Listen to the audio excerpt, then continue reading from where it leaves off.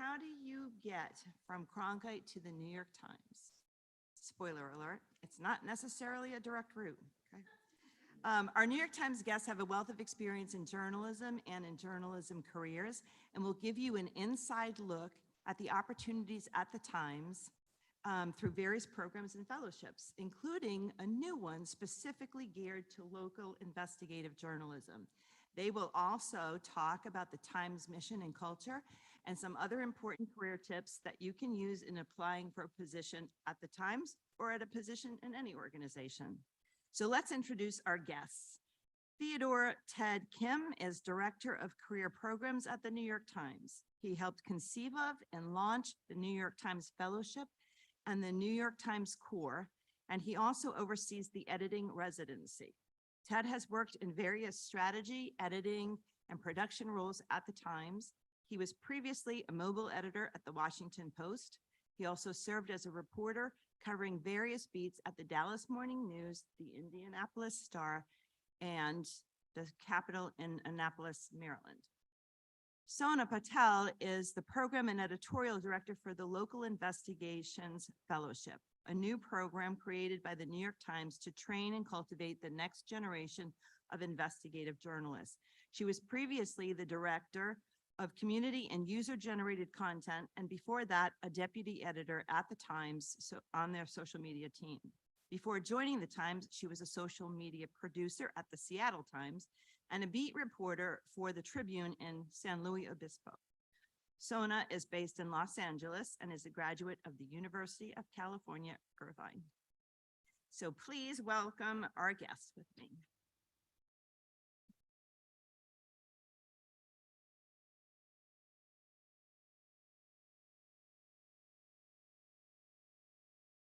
Great.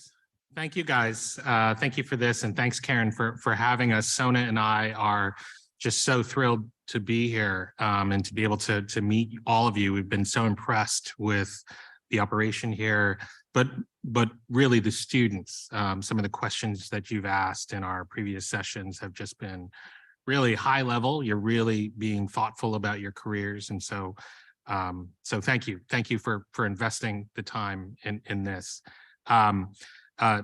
One other thing, I just wanted to mention that one of our colleagues, Sharon Chan, wanted to be here. She had to rush back to New York for some important stuff. So she sends her greetings, and please look her up online. She's just a great mentor figure. We're going to talk about a few things today. First, we're going to talk a little bit about the culture of the Times and kind of career development. It's really changed in the last few years, and so we wanted to talk a little bit about that. We'll do a glance at some of the programs that you might have heard about, including the New York Times Fellowship, which is, we are now entering our 5th year of the fellowship, if you can believe that. The New York Times Core, which is a new program, and it relates to students, so that's something that we're really excited to talk about. And our 2-year editing residency. This is something that we launched just last year to fill an important need in our newsroom, and that is editors. And then Sona will talk about this amazing, exciting program that she's working on with Dean Baquet, our recent former executive editor. We're going to finish with some career tips, things that we get asked a lot about, but we also wanted to pick those things that are like biggest picture that you can take away. Like, if you don't listen to anything else we say, listen to the career tips, because they'll really help you. They'll give you, perspective on your career. And then the juice really will be the questions and answers. That's really, of these sessions, that's where you tend to get the most insight. So please start thinking about those questions now, so that when we get to that, we'll be able to rock and roll. So I'll start with the general culture and careers. I'll talk about the other programs, and then we're going to hand it over to Sona, who's 10 times as articulate as I am. So you see up here, this is the mission statement of the New York Times. And if you think about what that statement says, really, it's journalism in its kind of simplest form. The simplest equation is that we are giving people information so that they can make better choices with their lives, right? whether that's Watergate or a ballet review. That's what we do. All of you who are in journalism in some form or fashion do what we do here. The second mission here is what this brand new team at the New York Times does. It's called Culture and Careers. And the goal there is to make the Times and the people that work there, not only to develop them, but to invest in them and to make them all feel included, right? One of our bosses, Carolyn Ryan, who's now the managing editor of the Times, she likes to say that, you know, the New York Times covers the world, and we can't do that well if we all look and think the same.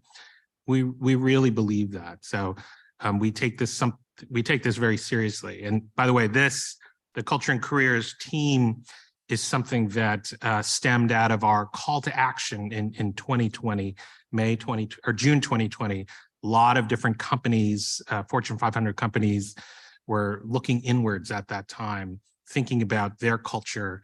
You know, could people navigate, you know, their corporate structures? And just candidly, the Times found some shortcomings there, particularly for people of color, right? How to get from A to B, how to get from A to E. Those are things that we also needed to work on. So Culture and Careers was an outcropping of that. I don't know if you can see this, it might be a little small, but just to give you kind of the arc of the sweep, if you have something that we say in the New York Times, the sweep of a story. This is the sweep of our programs. And you can kind of see from this chart that we're trying to invest in, you know, going from students all the way into almost mid-career when we start to hand them over to our head of recruiting, Keiko Morris. This is kind of that bridge that I'm sure all of you are thinking about in your career. You're thinking, how do I get from Arizona State to, you know, where I want to get to? Could be the New York Times, it could be another job. And I don't have to tell, you know, anyone in this room that media has really changed, and newsrooms in particular have really changed in the last 10 years. But the reality is that we haven't changed career development with it, right? In 2018, the New York Times had a 3-month summer internship, just like every other newspaper, just like every other company. And they didn't, you know, it was administered fine, but it was not given really the thought and the investment that young journalists in 2022 and 2023 really require. So this is what we're focused on. And you can kind of see here the progression. We'll talk about these programs. The Times Core, which is a student mentorship program we'll talk about. The Newsroom Fellowship, which you might have heard of. Sona's great new program, this Local Investigations Fellowship. And the added thing there is it's not only helping to develop people, it is meant to also help local coverage. And in particular, those muscular investigations that have so been decimated by some of the cutbacks in communities around the country. And then here you get into, you know, you're almost mid-career at that point. I would also throw up the editing residency, which tends to be you have some experience under your belt, you know, to get the most out of that program. So let me jump into these 3 programs first, and then I will hand it over to Sona. Our fellowship is probably what I would consider the signature program of the Times. We created it in 2018 as a way to extend our investment into up and coming journalists. If you think about the fellowship, it's 1 year. That is the equivalent of 5 internships. And that's the kind of thing that we wanted. We wanted people to have more time to develop as reporters. And by the way, the desks that these reporters and journalists are working on also get more in return because they're there for longer. So there is more investment there. But we take about 30 to 35 fellows every year. And those positions range from reporter in various sections to graphic artist to design, both on print and digital. This year, we're having an audio fellow. I know that there's a growing interest in audio and opinion. You can find out a ton about the fellowship by just Googling NY Times Fellowship or New York Times Fellowship. You come up with all kinds of information, including the deadline, which is December 2nd. So this is a fortuitous meeting because we are currently taking applications, just as Sona's program is. So now is the time to be thinking about next year and beyond. I do want to mention the Times Core. This is something that we just rolled out this year, and this is really kind of a first of its kind program, which is, for a lack of a better description, a long-term mentorship. Sona and I have gotten so many questions today, great questions about careers, about resumes and cover letters. Now, the thing that you have to do, now that you have that information, is to massage it into your lives, right? But in probably 6 months, you might need more guidance. 3 months, you might need more guidance. So that's what the New York Times Core tries to do and tries to scale, which is we pair students, undergrads, a few seniors, with a New York Times journalist. You don't meet every week, but you meet a few times a year. And in those conversations, you have similar conversations like the ones that we had with you today about resumes and cover letters and the kinds of things that we're talking about tonight. We hope that this program, which targets people underrepresented in the industry, will really make those candidates more competitive for things like the fellowship, for things like the local investigations fellowship. The last thing is this editing residency, which is a brand new program from last year. It's 2 years, so you get an entire 2 years at the Times, and it's an opportunity for you to learn editing at the highest levels. It's 2 years because editing is so high touch. It takes a lot of time to develop. And so we wanted to give people more time to develop as editors. So all of these programs are online. I will shoot Karen the link and we can talk more about them, but I wanted to get to Sona.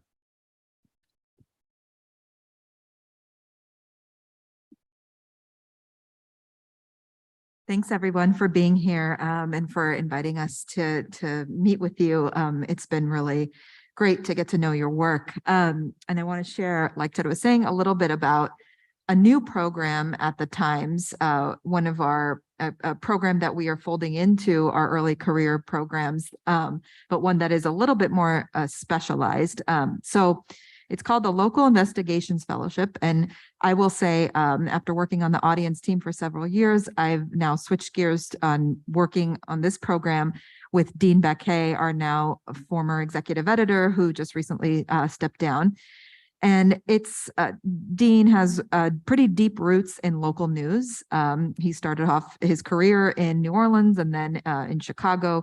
And so this is kind of his way of getting back into local news and also giving back and developing kind of the next generation of investigative reporters. So our program is aimed at local beat reporters with about or freelancers who want to tackle a local investigative story idea or story or project, but just haven't had the time or the resources or the editing support to devote to pulling something like that, or pulling off something like that. And as Ted was mentioning, we've been visiting a lot of local newsrooms, and investigative reporting, as you know, is pretty resource intensive. So it is often one of those things that local newsrooms just struggle to support.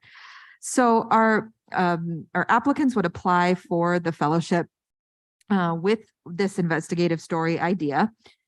And they, if they are selected as a fellow, they would be hired by the New York Times for a year. Their salary and benefits would be paid. They would be based in the communities where they are reporting. So not in our offices, they would remain where they are. And they would report the story for a year under the guidance of Dean and Chris Davis, who is our new deputy on the fellowship team. He was the former VP of investigations at Gannett, and a team of veteran investigative editors, including data journalists and more editors who would help basically edit the story and work very closely and very intensively with our fellows.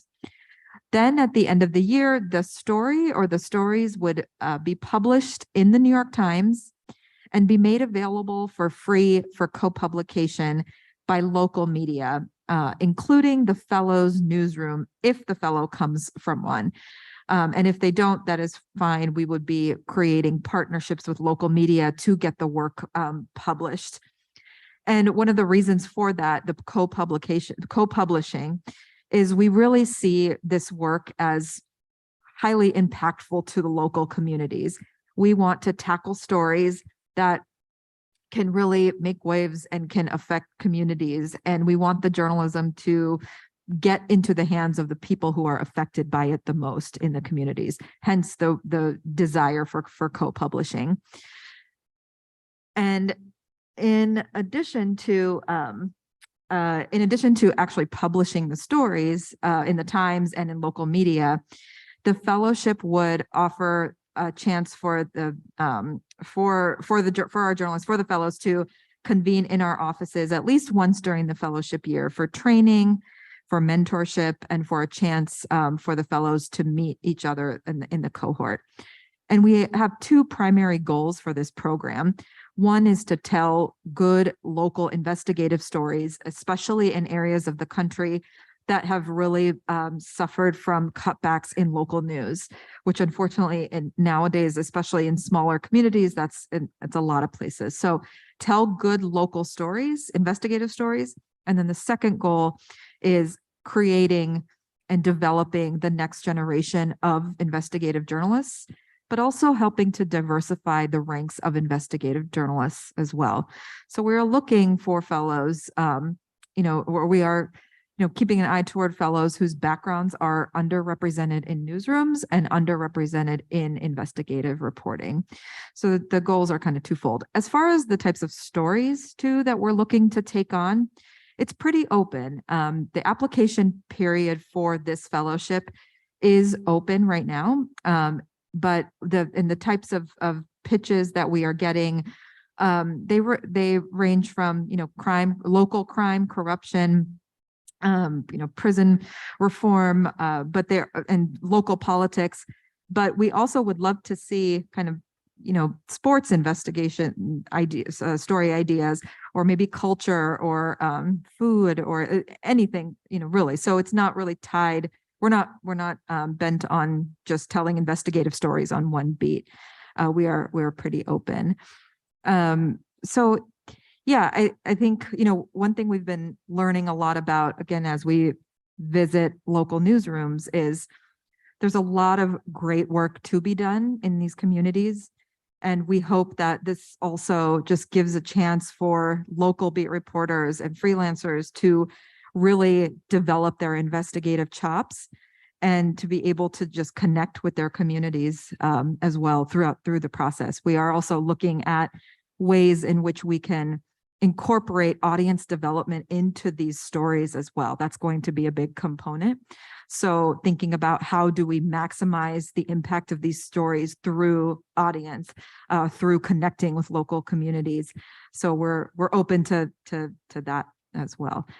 But yeah, it's we are, like I mentioned, the application process is open. There's no deadline. We're accepting applications on a rolling basis. However, we're asking people telling people that they can apply once per calendar year. So we're hoping between now and December 31st, we will have a good idea of who we want to bring on kind of early next year. And if you want to learn more about the program and read a bit from Dean about why we're doing this and an FAQ as well as the application. The website is nytimes.com/local investigations. And you can see everything there.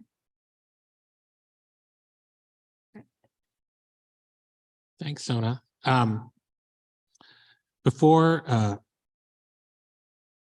we get into the quick tips, I just want to underscore that the investment that the Times is making into career development. I mean, these are multi-million-dollar programs. The fellowship, the Times Fellowship, is a $3.5 million investment by the Sulzbergers into creating that bridge that we talked about from, early career into a place where you have options and you can do great work in the industry.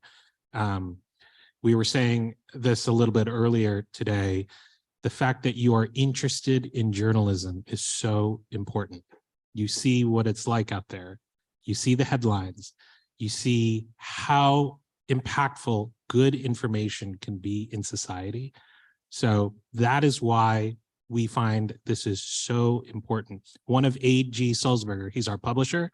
He's a great guy, really smart.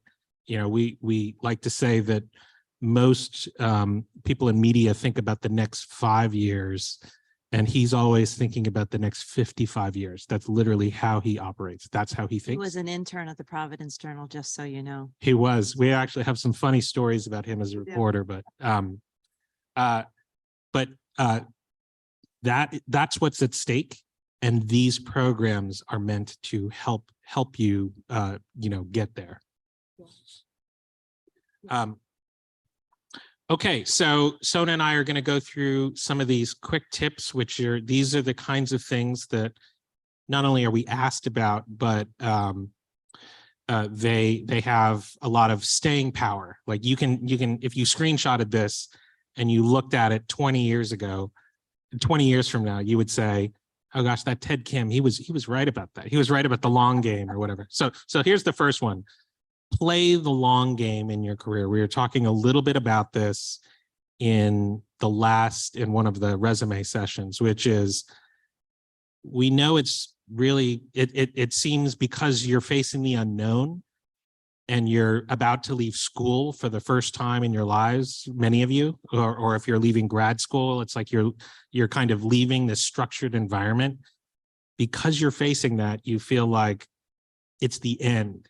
But I'm here to tell you, this is really the beginning. This is the beginning of your careers, and you have many years ahead of you to develop the skills you need, the experience, that kind of, we have talked the last couple of days about that evidence that you can tell a recruiter, where a recruiter looks at your stuff and says, you can definitely do it.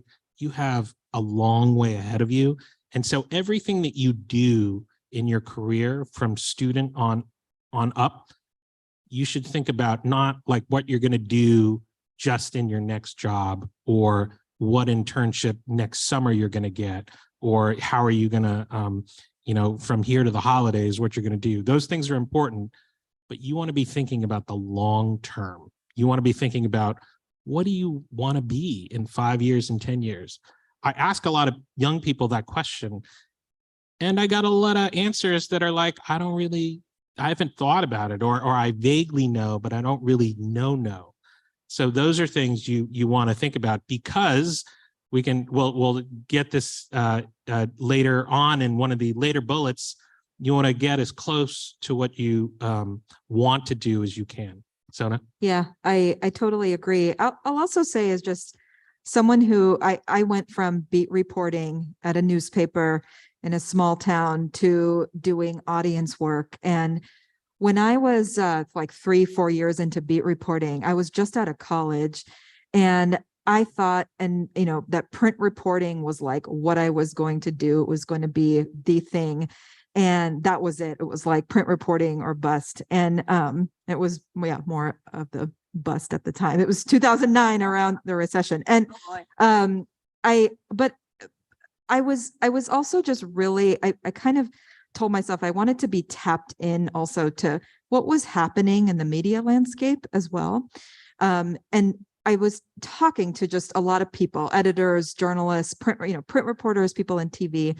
And I started to see how social media at the time was becoming a thing in newsrooms. And while I knew nothing about it and I wasn't necessarily interested in pursuing there was no such thing as a career in social media like there is now really in newsrooms. But I knew that it was going to be something and how me as a reporter could benefit from learning and developing those skills.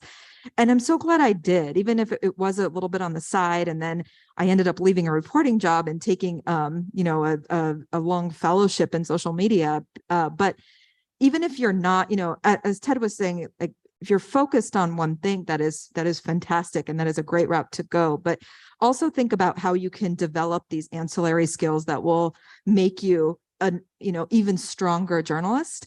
One thing, and I'm a little biased because I come from an audience background most recently, but we love to see journalists who take an interest in audience and just understanding it a bit more. You don't need to be an analyst who knows how to run, reports in SQL, but you should have some knowledge and kind of skills in understanding what audience is and why it matters and how it's important to the work that you do, because it's extremely important in newsrooms these days. So that's it. Awesome. The second bullet here, and this one may seem obvious, but we get asked all the time, like, I don't know how to start networking. Like, I don't know how to enter this world of, people have this idea in their head of what networking is. And they think of cocktail parties and people fancily dressed on Fifth Avenue, and that's networking. Networking starts with all the resources you have literally around you, starting with Karen, who's a former executive editor of a big newspaper, multiple, contacts all over the industry. All of you have professors. Many of you have had internships. I was just at the Cronkite News yesterday, where there's all your faculty advisors have connections and great wisdom to bestow on you. That's the first step. And literally, those resources are all around you. We've put some on here: professors, journalism groups, campus newspapers. These are all resources at your fingertips. So you don't have to go to the swanky cocktail party. You start on campus. You start by talking to the people around you, and then those people open up doors and open up doors. And maybe one day you will find yourself at that swanky party. The other thing I'll just say about networking is, don't think of it as some transactional relationship that you're trying to build. Think of it as making as many friends as you can. It'll make it seem less intimidating. It's really fun. It's really fun to build new relationships and friendships throughout the industry. Yeah, I'll say I'm a total introvert, and the swanky cocktail parties and the journalism mixers were a huge struggle for me. They were awkward. I didn't know how to, navigate into conversations. But one of the things that I did in college, and I'm so glad I did, and I still give this advice, is seek out. There are plenty of for instance, the minority journalism organizations, NAHJ, AAJA, NABJ. They all have local chapters. They all have meetups all the time. They are casual. You do not need to be Asian American in order to join the Asian American Journalists Association, and so on. And seek out, like Ted was saying, seek out just people to connect with, friends, and then develop kind of mentoring type relationships. And I think one of the best, I did that when I was in college at the local South Asian Journalists Association, had a random mixer in LA. And I just went up to a couple, it was very small. I went up to a couple of people and I just asked, hey, would you be open to just having a phone call with me? Again, I couldn't do it at the cocktail party. I was like, can we just do it offline? And two of those people who remain very good mentors and friends to me this day, they took the time to read my clips from my college paper. They took the time to read my resume and just offer some advice. And I was so grateful for that. And just to be able to like, and I know, I think back and I asked them later, like, why did you even respond to me? Like, you didn't even know me. And they were, you know, they were part of these organizations, on the boards, volunteering. The folks who join those organizations, they want to help. We want to help. We want to see the next generation of journalists really thrive. I've also heard there's a lot of adjunct faculty here that work in local media. I am an adjunct faculty member myself at Cal State Long Beach. And I always tell my students, I would love to, you know, come to me, would love to talk to you. I'm always kind of thinking about the opportunities that people are coming to me about for younger career journalists. And I'm thinking, gosh, I wish I like knew people. And so I love to kind of hear from folks, take advantage of that. Arizona Republic's down the street. Around here, there's a lot of interesting new nonprofit journalism startups that are popping up here and in Tucson. Arizona Center for Investigative Reporting, I just met up with them the other day. They're doing really interesting work. So a lot of opportunities to explore for mentorship and connections that will, I think, really carry you throughout your careers. And I think Ted would agree, mentorship is even important, very important at our level as well. 100%. And you guys will want to be mentors in the future. I mean, the draw to be a mentor, the benefits to the mentors as well as the mentees are very, very high. So think about that when you're approaching someone that you want advice from. They are happy to talk to you. Happy. 90% they're happy to talk to you. The third one here is just this idea that internships beget internships and jobs beget jobs. This is just meant to say that it's natural to want to scale Mount Everest as the first thing that, you know, the first hill that you want to climb. But it goes back to the old saying, which is it's hard to go from 0 to 100% in one day. But if you can go 1% for 100 days, you will get to 100%. It's just a different time scale. And that's really what this is all about. It's similar to the long game, but the more experience you have, you got to start somewhere. So that first place, maybe it's not the Washington Post or CNN, it's a smaller place, but that you parlay that into something a little bit, you know, bigger or more responsibility or whatever. And those things tend to build on each other. That's how your resume goes. And so the other thing I like to say is that, you know, because resumes and LinkedIn and all these things tend to be linear, where you're thinking about, you know, you're at subway stop A and you want to get to subway stop E. And so you feel like, okay, I have to get to B. But if B doesn't work out, you feel trapped and you don't feel like E will ever be possible. To me, I feel like that linear approach to our careers is a little bit flawed. It's more going back to the second point, this idea of like resources around us. The analogy I like to use is that we are farmers and we are planting a field, and you have to maintain the field. And you have to you know, even if you do everything right, you go out in 2 days and you still have a bunch of dirt there, right? Maybe even 10 days. But in 7 months, you are going to have a field full of young crops. And if you think of your career that way, you will never feel trapped and you will always feel that you all have options. Think of your career that way. I'll bring up, most of you may have already heard this if I've talked to in your class already, but I will say it again because I think it's just so important to hear, especially for college students and those who are like looking ahead to their first kind of early career moves. Like I was saying, Dean and I have been visiting a lot of local newsrooms for this fellowship program, not just to talk about the program, but also to hear what their challenges are, to find out what they're working on, to see, you know, what's the local media landscape like. We're coming into this program with a lot of humility and wanting to understand, as journalists at the New York Times, coming into these local shops, some of which have 5 or fewer reporters. What is it like to work in a local newsroom these days? What are the challenges and what are the successes? And one of the things that struck me so much is I'll just give you an example. We went to Mississippi, Jackson, Mississippi a couple of weeks ago, and we visited a couple of newsrooms. One was the Jackson Clarion Ledger, which is a Gannett-owned paper, and and Mississippi Today, which is a local, relatively new nonprofit. The Jackson Clarion Ledger, and I'll say Jackson, Mississippi right now, is probably the news capital of the country at the moment. There is so much happening there. There's a water crisis that they've been in for at least 12 years now, crumbling infrastructure, so many stories about just inequity between Jackson and the rest of the state.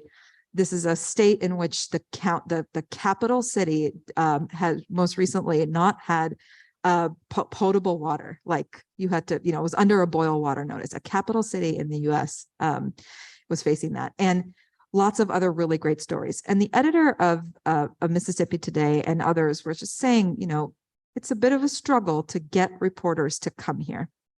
They have jobs. There's plenty to write about. There are open beats, but we struggle to get reporters to come here, ones that are relatively young in their career, because it's Jackson, it's Mississippi. They don't want to come here.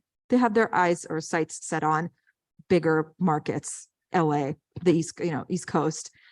And Dean, every time we have this conversation with the newsroom, he always tells me, he's like, every time I go to talk to students, even at, at the Ivy Leagues, everywhere he's invited to go and to talk to college students, he says, I always tell them, cut your teeth in a local market, tell good stories on a local beat, get good experience developing sources, understanding local beat reporting, understanding a community, get good editing, and then have your site set on what is that big thing that you want.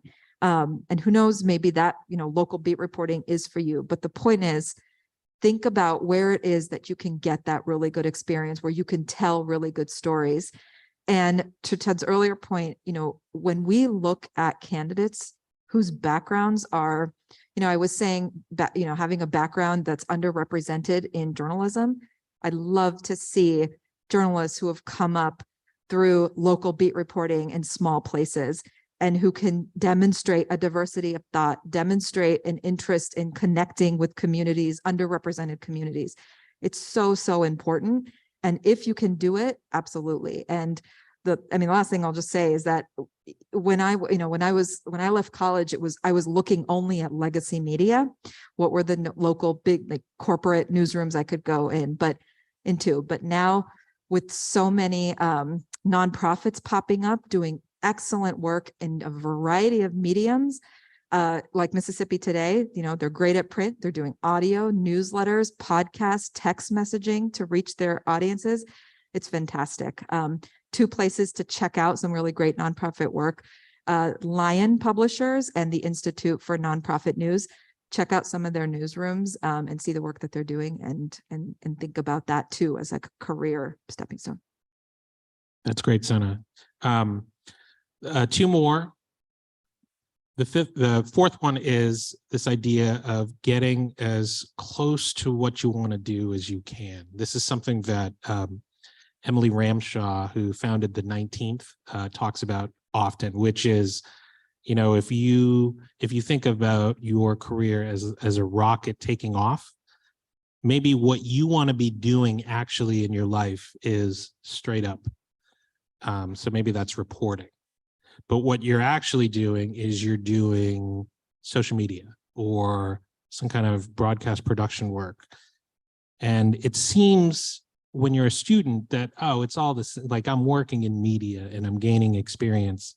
But as your career starts to take off, you will see a difference. You will see that kind of variation, and it's a little bit harder to correct. Not only that, you won't be happy because you're doing something that is adjacent to the thing that you really want to be doing. The reason why this is important is because you want to be gaining experience, right? We've said a few times now in this, in some of these sessions, that the number one thing that recruiters will be looking for is your ability to do the job well, right? And the way that you demonstrate that is by gaining experience. And if you're gaining experience in something that's slightly different than the thing you actually want to do, then you're kind of gaining experience for something that you ultimately want to change to or change away from. And so you kind of lose that time, right? So just if you're on that launch pad, make sure as close as you can, it doesn't have to be perfect, as close as you can to doing the thing that you want to do. And there are variations, like if you are covering sports, for instance, you can switch to business. It's not like if you're covering the football team here and you're covering it thoughtfully, independent reporting, impact journalism, all those same things apply to business, to politics, to good culture reporting. There are other things that are harder to transfer, but you want to look at those raw skills and make that match up with what you want to do. Yeah, that's right. +1. I don't have anything to add. This last one is something that, AG talks often about, and that, Sona and Dean also talk about. And this is the idea of when you're doing your work, you're at a point where you're collecting work samples, right? You're trying to impress, not only impress a recruiter, but you are trying to make a mark on the world. And you want to consider the impact of your work. It doesn't mean that you have to aim for Watergate. When I say impact, it is if you didn't write it, or if you didn't produce it, or if you didn't broadcast it, would anyone know about it, right? You want to think about that. And the reason is because oftentimes students will come to me and they'll say, Mr. Kim, this is the proudest piece I've done. And it is basically something that 60 other publications have written about, and you could get it anywhere. And if that piece didn't exist, you would still get the information. Bigger is not necessarily better, right? If you are at the Biden rally and there are 30 people there, and you are basically just writing down everything that Biden says, and you're looking at the crowd and you're describing it, everyone can see that. And it's kind of like, the other analogy I'll use is the changes in sports reporting, right? That have happened in the last few years. This goes right to impact. If you were a sports reporter 20, I'm a Celtic fan, so I'm going to use the Celtics. Yeah. Okay. New England. If you were a Celtics beat reporter 20 years ago, what would you do? You would go to the game, you'd cover the Celtic game, you'd go to the press conference after, you'd talk to the players, you'd go into the locker room, and you would write those trend stories about this person's doing well, or, there's a controversy over here. You think about in 2022, how that job has changed. You can now watch not only every Celtics game, but every NBA game on your phone in high definition from anywhere, right? You can stream the news conferences live. You can even follow the players on Instagram and see what they ate for dinner that night. So if you think about what a beat reporter's job is, it has totally changed. And this is for everything, every topic, everything. You want to think about what impact are you making?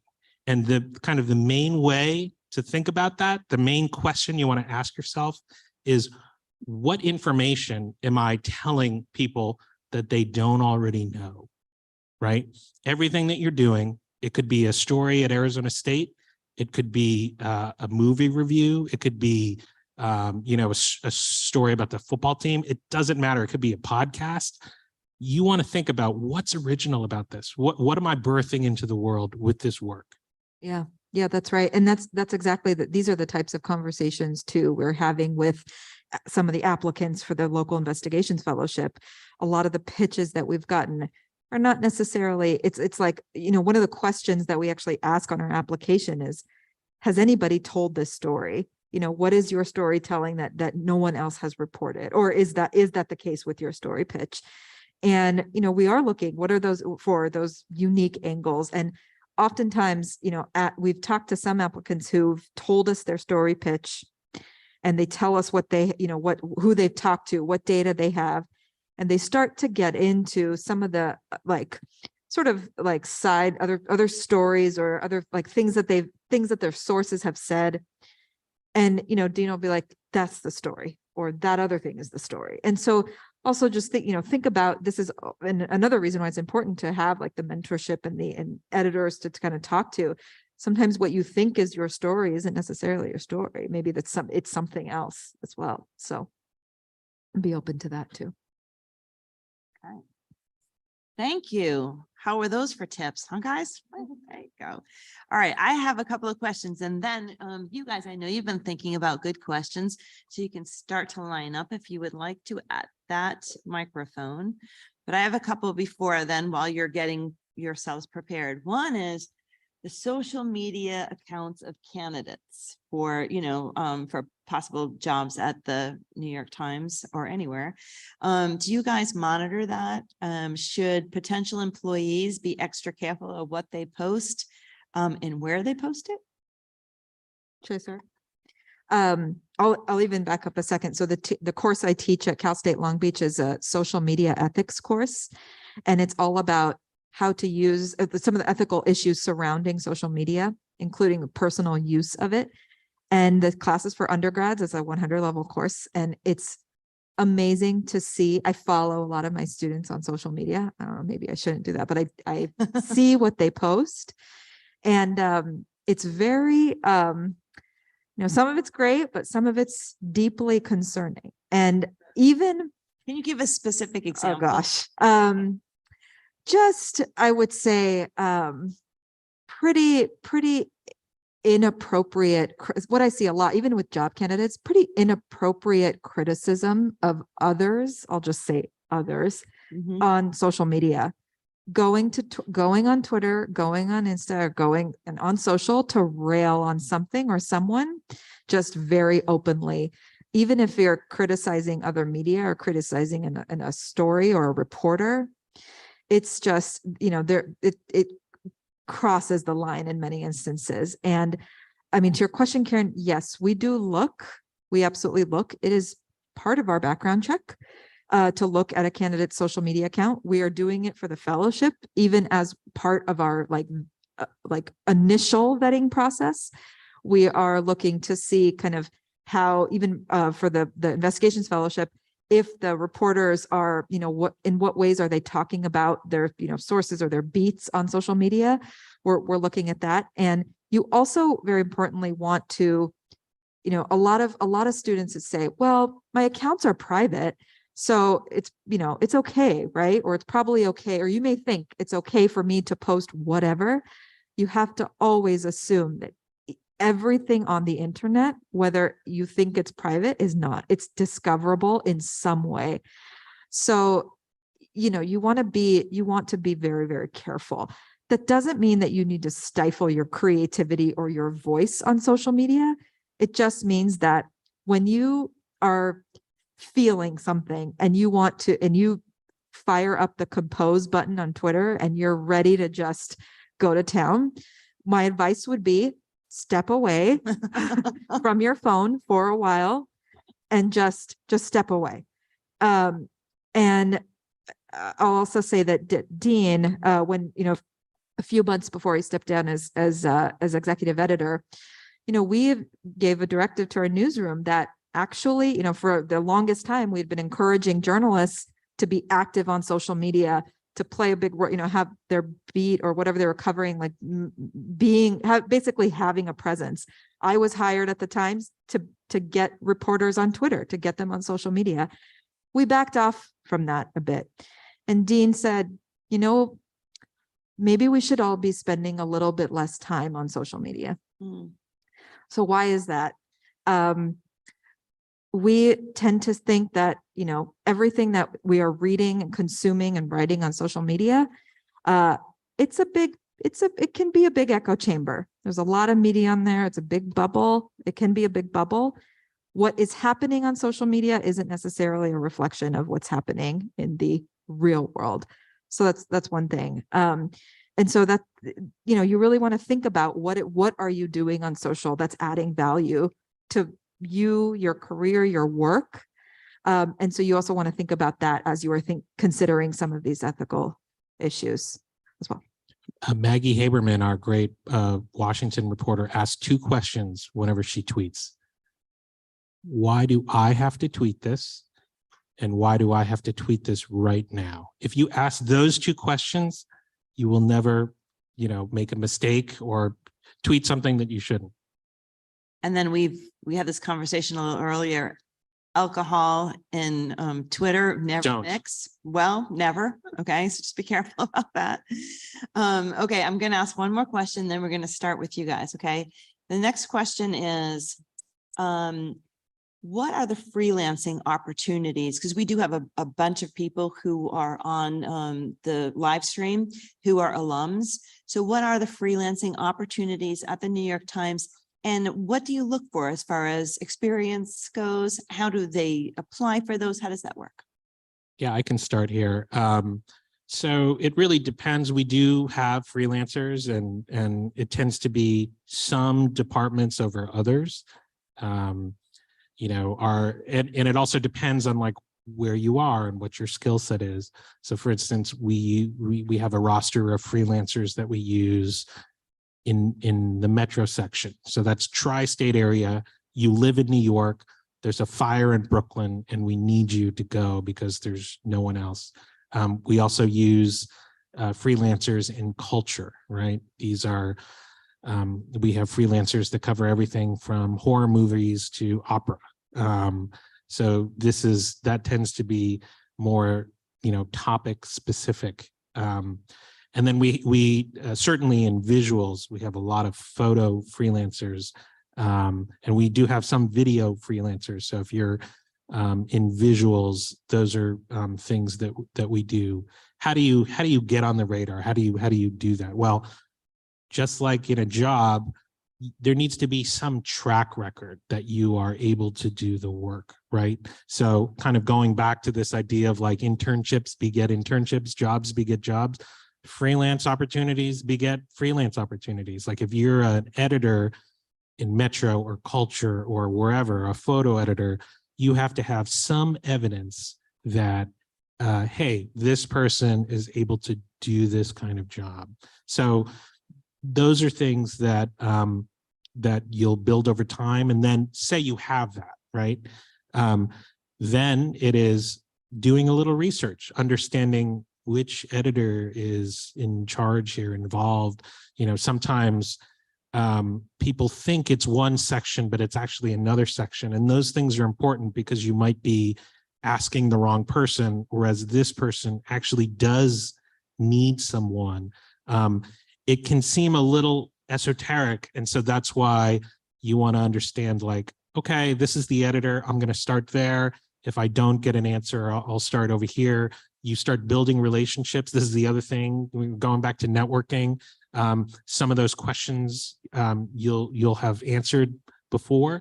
And then once you get that one assignment and you do it well, they'll start coming back to the well again and again. And that's how you start to build, a reputation. And then you take those clips and you go to another place and it's like, I did this culture story for the Times. And people see that and they say, well, why did you write for Vanity Fair too? And it really starts to build on itself. But you typically start small and then you grow from there. Yeah, that's right. Ever since I moved to LA and the LA Bureau, I've been working a little bit on our California coverage, both from an audience perspective, but also working a bit with the national desk on helping to identify freelancers in the LA area, especially for breaking news. And I would say it's very important, I'm kind of helping them build like a roster of people that we could tap during breaking news. And it's important too, as you're making the context, to be very thoughtful about what it is you want to freelance for. Like Ted was saying, it's just there's various fields and various kind of desks or beats that you can freelance for. And when we are, for the national desk, it's really news driven, it's breaking news. And we want to see that demonstrated in clips and in your work, and seeing really good depth and breadth of work on that beat. So just. Great, thank you. Okay, so we're going to go to the students. Look So at the line. I love it. I know it. So students, just so you know, what I want you to do, because we want to give as many people an opportunity to ask questions as possible. So your question should be very concise and it should end in a question mark, right? And then please just identify yourself. I know Francesca, so she's going to be first and then we'll take it from there. We have a hard stop, by the way, at 6 o'clock. So, I'll give you like a 5-minute warning and we'll take the last question then. Okay, go ahead. Hi. Oh, this is really loud. Hi, I'm Francesca. I'm in the investigative master's program. What kind of skills and experience are you looking for candidates who are going to join the National Investigations Desk or the Local Investigations Fellowship? Yeah, great question. I'll start with the fellowship, the national and the investigations. I mean, those are two slightly different but similar skills, right? You need to have experience writing, doing kind of hopefully the full breadth of story types. Like you can do breaking news. That's number one. I know that people don't want to hear about breaking news, but that really is the bread and butter and the proxy that, everyone tells me they want to be they want to do long form. They want to do magazine style writing. The proxy to get there is breaking news and the shorter stuff. And can you make those phone calls? And can you structure a story and make it clear? So that's kind of the first thing. National, you really are having to shuffle between various topics and often do breaking news. And we send our Times fellows to hurricane sites and they travel and they do enterprise. Investigations, same skills, a little different, where maybe you're spending 3 to 6 months on something. And so you're not doing the daily stuff, and you have to be okay with that. And you have to take a bigger picture. And then in order to make each day productive, you're taking one project and splitting it into 10 parts so that you are inching along and then you get the big payoff. That's a little bit of a different discipline and a little bit of a different approach, but both, again, having that kind of strong news experience. For the Local Investigations Fellowship, we're looking for reporters who are really, really committed to telling good stories on a beat. There's one prospective fellow that we're talking to right now who just, I don't know how to explain it. She talks about these stories and this beat so with so much passion. And we know that she is so committed to covering these issues. And it's inspiring, but it's one thing that, Dean, Chris, and I talk about a lot is we feel that they're very committed. They really understand their beat, and they're ready, and they can show us, or in this case, she can show us that she's ready to kind of take on that next step in her career, which is in investigative reporting. We are also looking for applicants who clearly want to be trained and want to kind of learn the ways and means of investigative reporting.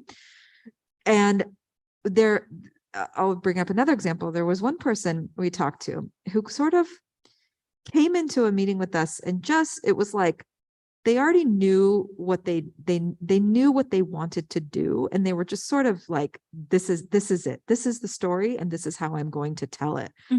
And it was like it didn't seem as if they were ready to perhaps be coached or trained, or maybe they didn't want to hear that they needed to do more reporting.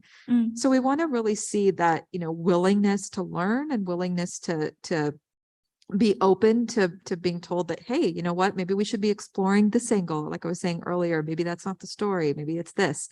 So just again, like a willingness to kind of be open and showing us that you're ready for that next step. Okay, thank you.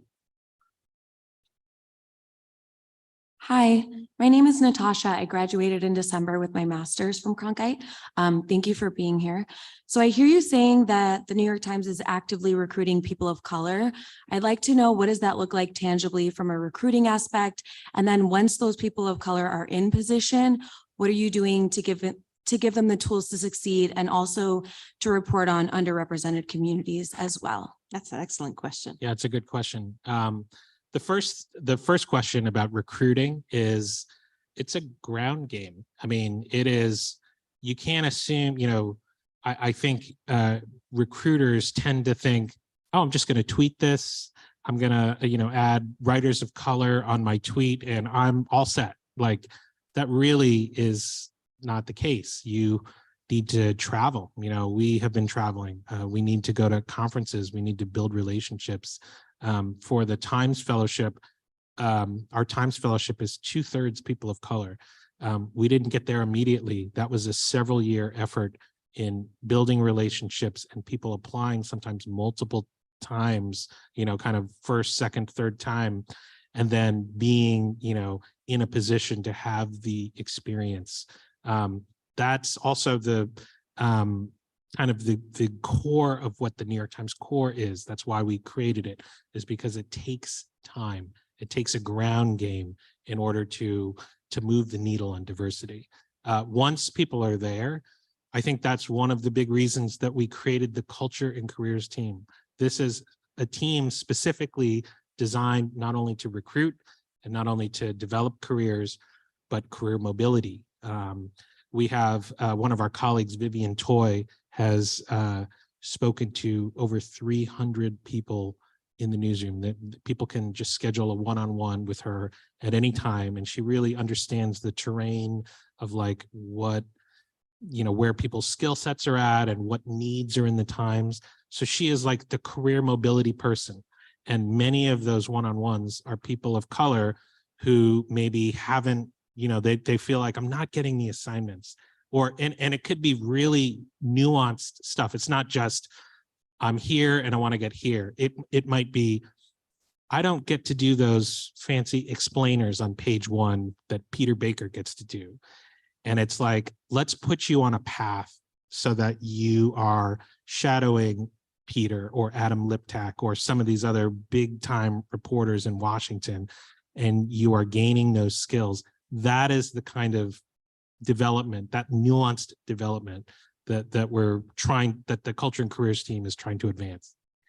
The Times, a number of desks at the Times also have people whose roles are, it's like a strategy and operations deputies. These are pretty high level members of these teams who, and they're relatively new positions, and they're tasked, among many things, really thinking about inclusivity on the desks and thinking about, like Ted was saying, kind of creating the paths and thinking about the long game and what the opportunities are, not just the short term, but the long term. And I will say, I'll be honest, when I started at the Times 10 years, this did not exist.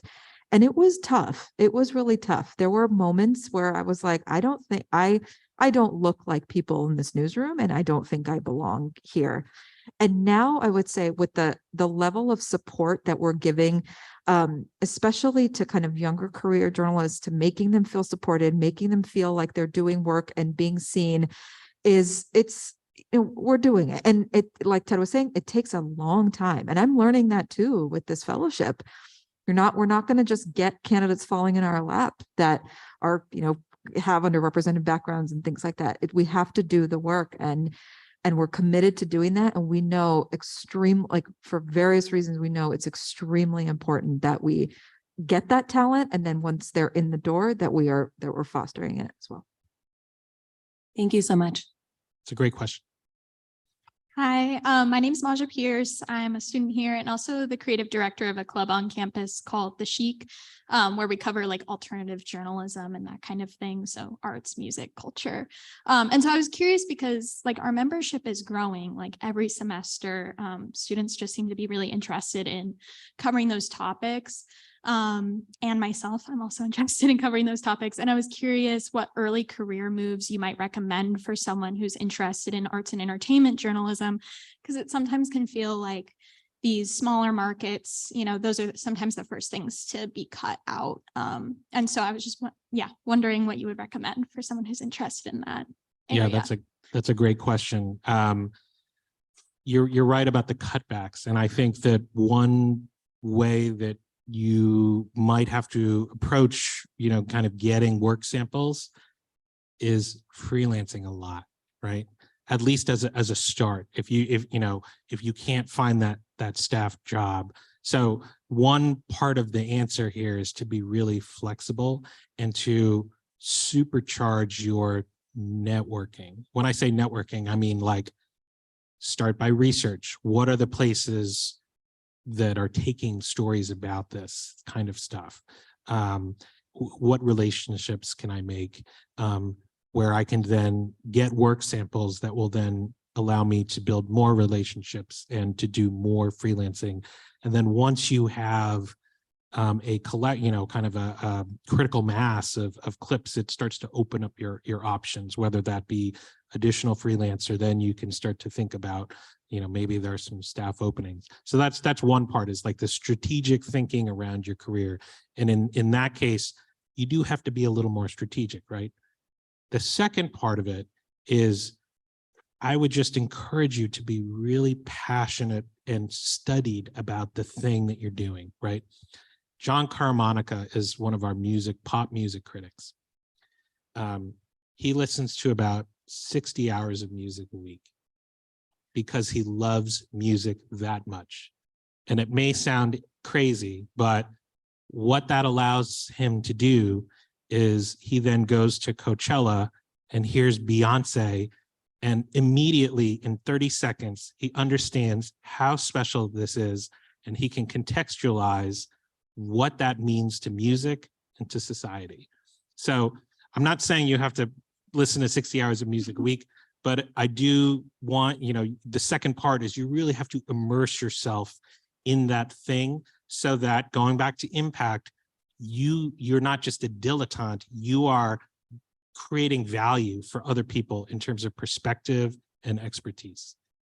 And just quickly, in terms of where to seek out those internships, I will make one more plug for looking at local nonprofits as well. They are, in addition to doing news coverage, a lot of them are doing arts and culture coverage. So it could be a great outlet for freelancing and publishing as well. Awesome. Thank you so much. Hi, my name is Renee Romo. I'm a junior here at Walter Cronkite. And a topic that I've really been interested in lately is media literacy. And so just hearing you talk about social media, I wanted to know if there is a role or a position at the New York Times that not only teaches your readers media literacy, but even your fellow journalists media literacy as well. Oh, that's interesting. I'll say for the newsroom fellowship program, there is an audience fellowship, and it is one that it encapsulates all of the different disciplines of audience. So that fellowship is also, it's a year long, like the rest of the fellows, but they also they go through every aspect of audience, search, social, analytics, and community. Media literacy, and in terms of teaching, you mean like teaching kind of the Disinformation, misinformation, is that what you're talking Yes. about? I see. Yeah. Well, we have, so I'll answer that question two ways. We have a colleague, Mike Abrams, one of his jobs, he's on our standards team. He literally puts on seminars for 2 sets of seminars. One is for the newsroom, it's called Newsroom U, and one is for the broader company, including people on the business side who might not have any exposure to journalism, but are interested in it. And those sessions talk about everything from copyright to our push notifications to working a beat. And they've been incredibly popular. They're a little bit layered in that the newsroom one tends to be a little more subtle, maybe a journalism 201 versus 101, whereas the broader sessions are the basics on, how a story is covered. To disinformation, that's a big area in which the Times is investing coverage. It is really important. We've talked about this. It's really important that people get accurate information. And so the story of the inaccurate information out there is itself a story. And we're trying to find what are the roots of that? Who's starting this? What is the motive? Because there's always a motive, right? So on both of those fronts, both media literacy and on disinformation coverage, we're trying to do both of those things. Thank you. Hi, my name's Sam. I'm a freshman here at Cronkite, and I just had one question. What would you do differently when you were first starting out your careers, like at my age? Sona, you want to start this? If I only had to pick one, oh gosh. We do everything. You start because I gotta think of. Well, a lot of the thing, maybe this is me projecting, but a lot of the things on the tips I did not do. Yeah, same. Right. So one of them is I was only thinking about the next thing. I was like a driver on a foggy night, just looking at the next milepost. Right. And so therefore, it took me 5 newsrooms to get to the New York Times. Right. The other thing is networking. I spent, 300% of my time and energy on doing the best job that I possibly could, and 0.00001% of my energy on making relationships and researching. And, going back to that analogy of if you do 1% every day, spend 20 minutes a day researching like people to get coffee with, send out 2 emails to people that you'd like to meet, spend a half an hour getting a coffee with an editor, and spend 10 minutes before that interview, crafting 5 thoughtful questions about what you'd like to ask, and 3 takeaways that you would want from that meeting. It doesn't take all day. It takes 20 to 30 minutes a day, 20 minutes a day. Can you invest that time? That's something I did not do, and I wish I had. I agree. My parents always told me if you work hard, you'll succeed, right? Just keep your head down and work hard. And I don't disagree with that. But to Ted's point, I wish I had done something that one of my fellow colleagues at the New York Times did when he was early career. His name is Brian Rosenthal, Pulitzer Prize winner, just a really great human. Yeah, pretty good. He used to send emails. It was like a monthly email to people in his network about what he was up to. It wasn't like, it wasn't like a resume or anything like that, but just like how are you doing? How's everyone doing? I just wanted to keep you up to date on what I've been working on, and I would love to hear from you. And then he would just share very casually, like what he was working on, the ways in which his stories were impacting his communities, the people that he met. And he would always include a little thank you in there too. Just like, I'd love to stay in touch. Like, please just, send me a note or something. I wish I had done that. I wish I had just kept a better Rolodex, kept better relationships with folks, and also thinking outside of just the transactional relationships. Like, hey, former editor, can you help me get a job? But rather just, staying in touch. And the best way to do that too, if you can't travel everywhere all the time, conventions are an excellent place to see a lot of people at once. And there are a lot of grants and scholarships out there too, to get you to a convention, because they can be expensive. But so those 2 things. That's good advice. Thank you. Thank you. Hello, my name is Phineas Hogan. I'm also a freshman here. And in terms of setting up for these different fellowships in the editing program, and as I look towards the summer and the internships that are available, would you suggest maybe looking more towards a local publication, because you spoke about how much you value that, or maybe more like a traditional 3-month internship program at a big ticket place? I mean, for us, and as we're looking and talking to reporters who are kind of at that 3 to 6 year mark, we're really looking like, and I would also just suggest this too. Where can you get really good experience? Where can you tell really great stories? If you want to be a reporter, let's say you want to be a beat reporter, where can you, really go and connect with the community, get good editing, and really cut your teeth and get good experience? I would say that you put that first and foremost. If it's at a local nonprofit or if it's a local for-profit, great. But you want to ask these questions too. Like, what are you going to be able to do? What kind of stories can you tell on these beats? Because, you want to think about what it is that you're going to come away with at the end of this, at your end of a role. Yeah, and maybe do a variety, just so, I was talking to a student not long ago who was saying, oh, but Mr. Kim, I've applied to a bunch of different things. I've applied to NBC News, CNN in New York, and the Wall Street Journal. And I'm like, okay, well, all of those are in Midtown, and they're like high level things, and there's like nothing else. So you want to think about like, do I have a variety here? Are these, things that my skill set I'm realistically to get? And then, you get them, you get the small ones, and then that'll lead you to the bigger ones. Would you suggest going back into news deserts for these guys, even though there's just nobody there? It's probably a newsroom with 2 people in it. Would that be the place to go for these? I mean, it's funny, we actually get, for some local newsrooms, we get some pushback when we use the term news deserts, because those small shops, even they're small, but they are mighty, and they don't consider themselves or where they are in a news desert, because they are doing such good work. So yes, absolutely. I mean, I think that's where there's so many great stories to tell, because not a lot of people are telling them. And if you're willing to go, you're able to go, fantastic. Great, thank you so much. Hi, my name is Diane Chavez. I'm a senior.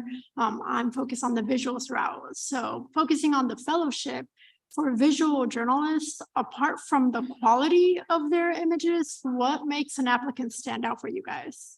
So is that photo? Yeah. Yeah, I would say there's 3 things that we're looking at. One is there's, a technical aspect, right? You have to be able to shoot the full range of photos. You have to really know your equipment. You have to know what you need at a particular time. I think that's probably the most obvious one. The next 2 are less obvious. The next one is, are you in your photos getting the essence of the story to the apex? Like what, are you, even if it's a simple assignment, right? Are you mailing it in, or are you going the extra mile to see if you can't get that gesture or moment that captures the story in a way that even the words don't? That's what separates photographers, many of whom have aced that first, the technical aspects, and they could take any picture, but they can't necessarily capture the essence of the story. And the third thing is about problem solving. That is a big part of photography. You're, juggling a live event that goes awry. You're dealing with a subject that is, unwilling, or, there's some problem with the light, or some external problem that you're dealing with. Or maybe it's an access problem. Those are all things that are very real. Our photography fellow last year was really great. He photographed the Biden inauguration, and he had spent 4 days canvassing the front of the Capitol, not the place where the speech was going to be, but the front side by the steps, because that's where he was going to be stationed. He literally spent 4 days looking at photos of what had happened in previous years and where the president would be and all these things. And on the day of the inauguration, he was then reassigned to be the main photographer in front of the speech. And so he had to solve a lot of problems that day, in addition to recomposing his shot. So that third kind of problem solving resourcefulness is also something. So the technical, the composition specific to the essence, and the problem solving resourcefulness, those are 3 things. Thank you. Hi, I'm Alex, like Diane. I'm a senior focused on the photo route. And I just wanted to ask because you had mentioned looking for people who are willing to learn and not dead set in their ways. For the visual fellowship, what do you think the main thing that when they leave the program, the main takeaway they've had, they didn't know when they came in? Yeah, I mean, that's a great question. I mean, our photo fellows they come in at a high level. Many of them, have done, they either have multiple, experiences, Eddie Adams, all these, fancy things. The thing that challenges them in the Times Fellowship is the range of stories. One of our photo fellows 2 years ago, she was on some breaking news and then had to switch and do portraits of the Democratic candidates. So then she was in a studio doing like softbox stuff, and then had to go to do an NFL game. And that is tough, right? It's like it can tire you out. You feel like you have to be inspired every day. I think on the first day of the this year's photo fellows, they had to cover the Belmont Stakes. So imagine that being your first day on the job, and then it's like you're going out, and I think one of the fellows had the photo of the winning horse crossing the finish line, and that it takes a certain kind of person to do that. So even if you have experience just being in the crucible every day, it challenges you. And that to me is the thing that the photo fellows, all of them, they say, like, I came in with 2,000 pictures in my portfolio and I'm leaving with 7,000. Like that's how they feel. Great question. Thank you. Hi, my name is Abby. I'm a freshman here at Cronkite. And my question is, what habits or qualities can I as a student develop now that are going to be the most impactful for my career as a journalist later on? It's a good question. I mean, there are skills that you can develop, depending on what, is it reporter that you want to be or something else? Yeah, mainly reporter. Yeah. Yes. I mean, we've talked about this in an earlier session. If you think about the things, if you look at all the topics you might cover, everything from politics to sports to business, culture, you're basically covering the same, many times you're covering the same things. You're covering money, government, big personalities, some kind of establishment, right? That you are, that needs to be checked. Those are the same, whether you're covering college football or Broadway or Wall Street.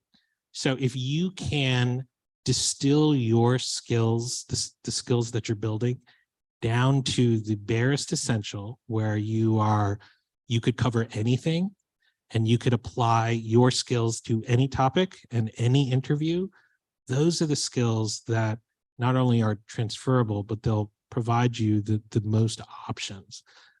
Just as a life skill, the thing that Sona had said earlier is probably one of the most important things, and that is to be adaptable, to really,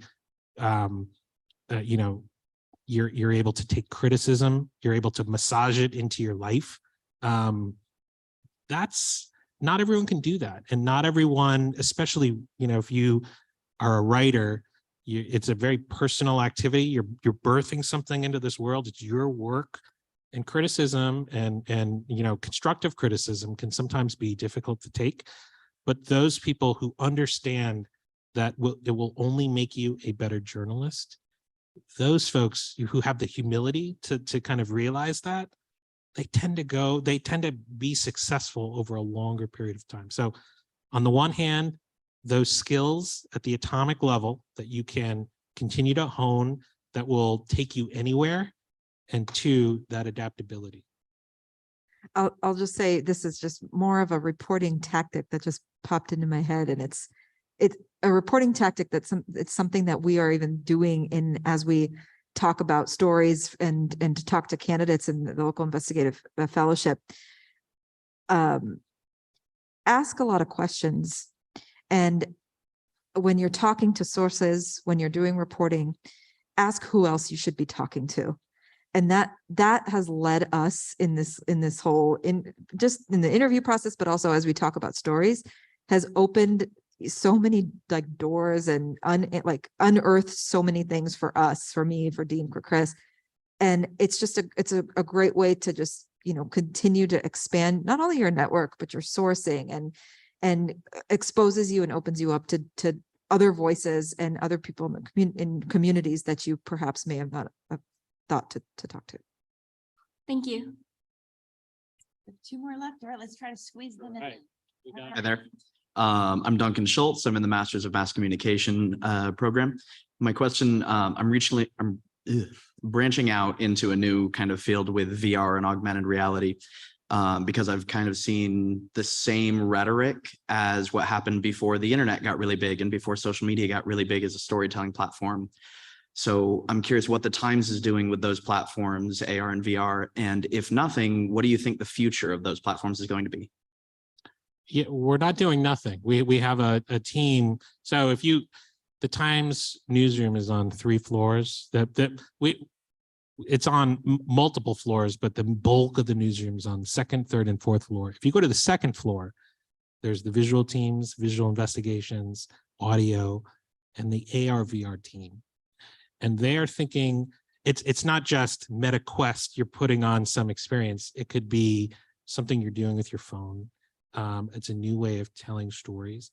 So there's a lot of experimentation there. I think that goes hand in hand. There are a number of initiatives that the Times is thinking about in a reality where there's going to be new chunks of time that you might have in your day to consume news. So one of them is particularly AR as opposed to VR. AR, if you think about the information that the Times has, it's restaurant reviews, it is music reviews, it is all kinds of stories about every building in New York. And if you were to put that into an AR, some kind of AR system and kind of leverage all of the expertise of the Times, you now have a very powerful tool. So that's one thing. The other thing is things like your HomePod at home or your Sonos speaker. We're toying with what beyond a podcast might we be able to do. The other one, this is far out, is, and this is really happening, self-driving cars.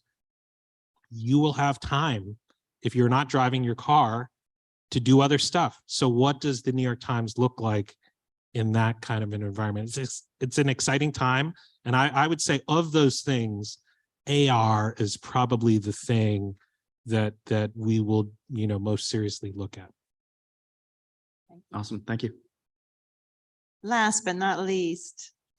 Hi, my name is Jeremy and I'm a senior at Cronkite. I've gone down the print route and covered a broad range of things so far in my writing. What advice would you give to someone who has that broad range but wants to specialize in a particular area and perhaps apply for one of your fellowships with that niche? I know that when we spoke earlier, you told me that sometimes people apply once or twice or 3 times, and you kind of keep in touch until you think maybe they're where they need to be to finally get that fellowship. Would you recommend that they apply for other stuff to get more experience in that particular niche at a lower level before they're ready for the New York Times? Yeah, so what's the niche you're looking at? That investigative slant fellowship that we talked about, political reporting and So local reporting. local politics or investigative, yeah. Mm-hmm. Do you want to start, Sona? I'll say for our program, one thing that we are looking at, I think I might have mentioned this earlier, but just kind of mastery of a local beat. Like you're asking what experience do you need for it, or what Yeah, for someone to apply for, like if they're going for the fellowship that has that investigative slant, but they only have like minimal experience or in local news or politics, but they've only done one internship with like 3 months of covering local politics, but they've done all kinds of other stuff. I see. So for our program, we are looking for folks who have been on a beat, not necessarily in a newsroom, it could be freelance too, but who have kind of mastered a topic, not from an investigative perspective. In fact, we're not necessarily looking for investigative reporters for the investigations fellowship. We're looking for local reporters who have mastery of a topic who are ready to get into investigations. So I would say, as much of the kind of local reporting experience you can get on a topic is. Do you mean like in the environment and health and like those kinds of things? Yeah, exactly. And on a local level. And our definition of local for the local investigations fellowship is hyper local, local, regional, and even statewide. So that's pretty broad. But we are, we tend, at least for this program, are not necessarily looking for folks who are interested in covering one of those topics on a like national level or, even international. We're getting a lot of pitches like that. So really like local communities. And even if you're taking on like you were saying, politics, local politics, hyper local politics, that's absolutely something we would want to see. Yeah, take small chunks. You don't have to file Watergate, right? Yeah. It doesn't have to take 2 months for it to be an investigation. Yeah. There's a lot of impact that you can do in a few days, and start there and then build from there. Great. Well, thank you, Sona. Thank you, Ted, for Thank coming you. in and for sharing all your Thanks, guys. knowledge with us, your time. I want to thank Chris too. So thank you, Chris, for all your work up there for IT. And also Sarah Clem, I don't know if she's still here. She'll be back to clean up, I'm sure. Sarah Clem and Leah Phillips, without them, we would not have food. And then my team, Reed and Gabby and Olivia, without them, you wouldn't get my emails. That's what's going on there. Thanks, everybody. Appreciate it. Thanks, guys. Thank you.